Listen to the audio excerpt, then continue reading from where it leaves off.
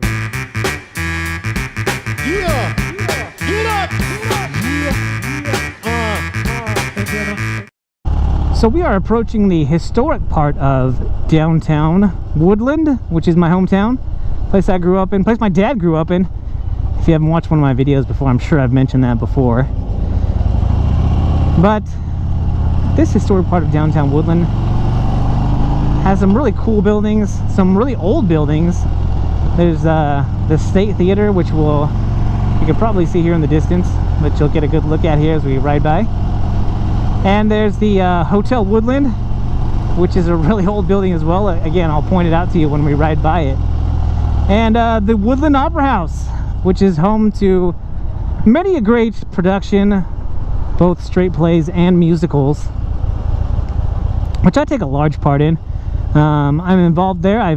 I'm on staff because I teach a hip-hop class there on the Saturday mornings during the school year, so I have the summer off, which is nice. This is always an awkward part. So yeah, here's the State Theater here. Kind of a cool thing. It looks a lot cooler in the... gotta be kidding me. This is one thing when in the summertime, man, when you gotta stop at these stoplights. I can do with the heat when you're riding around, but when it is hot and you gotta wait at these lights, it doesn't matter if you've got a jacket on that's nice and ventilated or you're wearing your t-shirt. Yeah, this sucks. So we're approaching the historic part of downtown Woodland. We've got the State Theater here. You can tell what time of year it was because of the movies that are showing right now. It looks a lot cooler here in the evening when they've got the lights on, but it's been refurbished and renovated to be a lot bigger than it was before. So if you were in Woodland a long time ago and you're like, that's not the State Theater I remember, well, now you know why. But we've got some really old buildings. A lot of these structures have been up for like 100 years. You've got the Hotel Woodland, which is right here, which is where I had my senior prom. But also in these places, you'll see these, where there's lots of foot traffic, you'll see these signs that say, "Before I die." It's kind of a new thing. I've seen them in, like I said, in areas where there's a lot of foot traffic, in urban areas mostly, or in small towns like this where, you know, having a sign like that where people can ride on it and, you know, feel interactive with the city is, and there's Corner Drug, which has been around. A friend of mine owns this place now, or is part owner. And here's the Woodland Opera House, right over here. The historic Woodland Opera House. Anyway, you'll see stuff like murals, like you saw there, and these things like "Before I Die." But segue coming. Before I die. Those signs are kind of cool, not just because they're in these cities where people can leave their mark and you know, put interesting things down, things that they want to do before they pass on. Or in other words, a bucket list, right? It's your bucket list, things that you want to do before you die. I don't know where that whole thing started. I mean, I get it, right? Before you kick the bucket, right? The list, the things that you want to do. One of the things that I want to do for sure before I die, it's something that I've been saying that I've wanted to do ever since I visited a handful of ballparks, is to see every baseball field, professional baseball field in America. And it kind of bums me out because there's a few that won't be there by the time I reach them, like Yankee Stadium, old Yankee Stadium. Hopefully Fenway Park will still be around when I get over there to the East Coast. Got some pipes on that bike. Oh, that's a nice hot rod. That's what I love about downtown historic Woodland and this area, is that people will be cruising around on a Saturday afternoon and showing off their wheels. Anyway, I want to visit every ballpark in America. Wrigley Field, Fenway Park, Yankee Stadium, which will have to be a new Yankee Stadium. Yeah, there's just so many cool ones. I've been to Comerica Park in Detroit. I've been to obviously I've been to AT&T Park here in Northern California.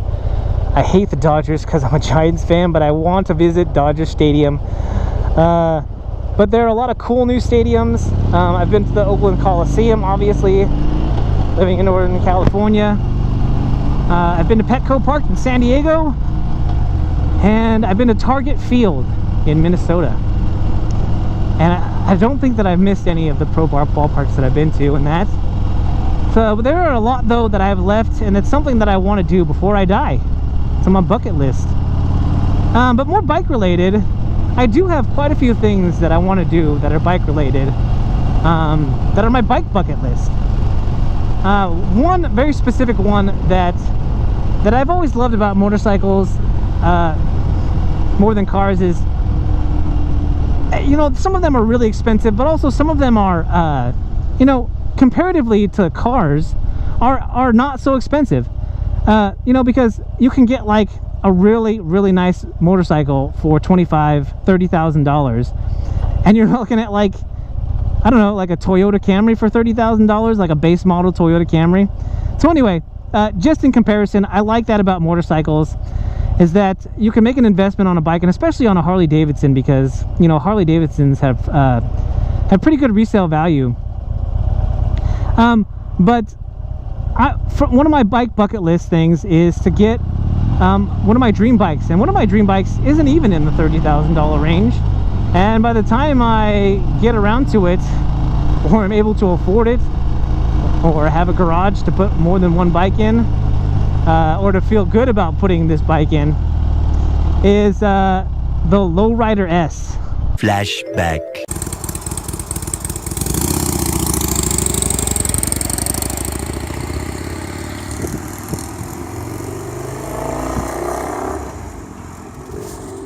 That is like one of my dream bikes. If you've watched my channel before, I've put the Lowrider S saddle on my Fat Bob because it's just, I love that bike and I want to own it someday.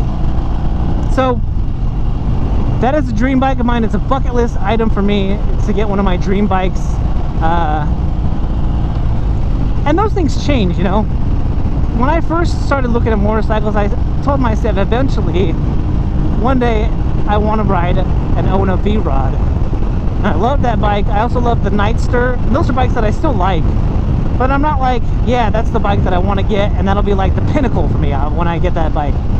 And the Lowrider S is definitely one of those bikes, and definitely more in my ballpark. And because they don't make them anymore, by the time I can afford one, they will definitely be somewhere in my wheelhouse. So I look forward to that day where I get to get that bike. That is definitely one of my bucket item lists. And should another bike come along, sure, that bike might dethrone the Lowrider S, but for now, that's the bike. That is the bike, the goal bike, the end game bike for me. One of the other bike goals that I have, or bike bucket list items that I have, is to ride California. Now, California is really cool in a way because it's such a large state and such a long state, right? It's north and south wise. It is a large state, and I want to ride from top to bottom. I want to go all the way up to Redding, and I want to ride all the way down to San Diego. And for me, like, I guess if I got a windshield for this bike, I could probably do that comfortably. It's really not so bad on the highway, but for, you know, up and down California is like 10 hours. So that's a lot of stops, and that's a lot of riding. So probably looking at maybe getting a touring bike before I end up doing that. My touring bike of choice at the moment, at least one that has a fairing on it, is the Street Glide. If I'm going with no fairing and maybe just a windshield, I really like the Road King Special. So yeah, definitely a bucket list item, because I mean, could I go do that right now? Could I go take a vacation, like a week vacation, and ride up and down California on my Fat Bob? Sure.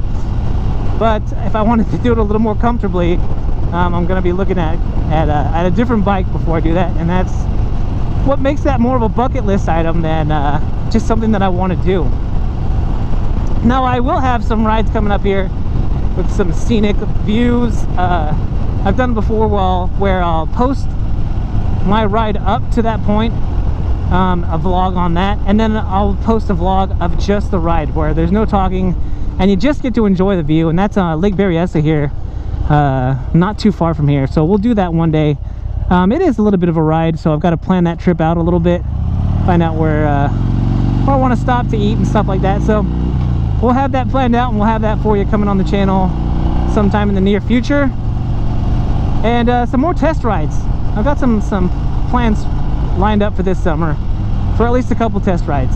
So those are what's coming. If you want to check out my Instagram page and my Facebook page, I kind of have telegraph what's coming on the channel there. So if you're interested in finding out what's coming, check me out on Instagram, on Facebook. I also have a webpage, thatoneguymoto.com, that I probably don't talk about enough, that I also write a little blog on every once in a while, so check that out if you feel like it. That's thatoneguymoto.com. But guys, that's all I got for you today. If you like this video, go ahead and hit the thumbs up down there, which is the like button, and if you're so inclined, hit the subscribe button, which I'll pop up right over here. And I'll also throw up some links over here in this direction, so you can go straight to one of my other videos. Guys, if you're riding, be safe, and if you're not riding, get riding. This is That One Guy, and I'm out.